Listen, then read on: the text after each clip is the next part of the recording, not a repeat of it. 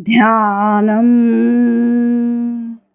तारे तारिणि देवी विश्वजननी प्रौढप्रतापान्विते, तारे दिक्षु विपक्षयक्षदलिनी वाचाचलावारुणी, लक्ष्मीकारिणि कीर्तिदारिणि महासौभाग्यसंधायिनी, रूपं देहि यशश्च सततं वश्यं जगत्यावृतम्। अथ स्तोत्रम्। अश्वारूढे रक्तवर्णे स्मितसौम्यमुखाम्बुजे, राजस्त्री सर्वजन्तूनां वशीकरणनायिके, वशीकरणकार्यार्थं पुरा देवेन निर्मितं, तस्माद्वस्य वाराही सर्वान्मे वशमानय।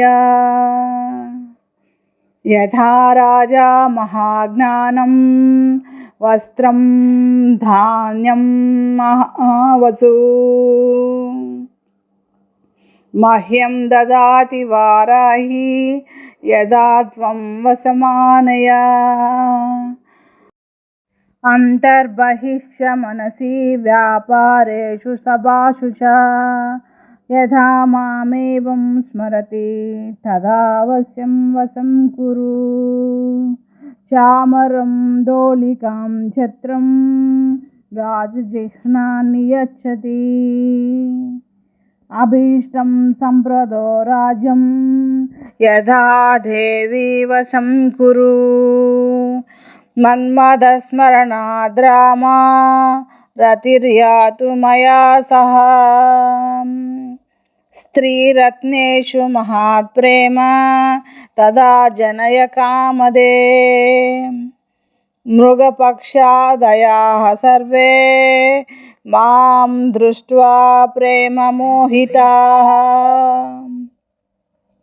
अनुगच्छति मामेव त्वत्प्रसादात् दयां कुरु।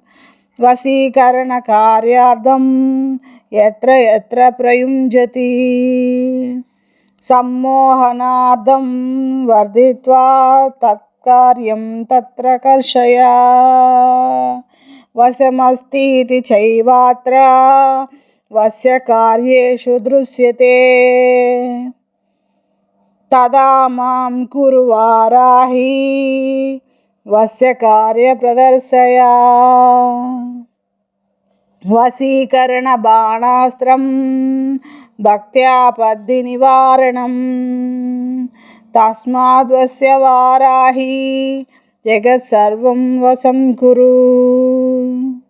वस्य स्तोत्रमिदं देव्या त्रिसन्ध्यं यः पठेत् नरः, अभीष्टं प्राप्नुयात् भक्तो रमां राजं यदापि वः। इति अथर्वशिखायां वस्य वाराही स्तोत्रम्।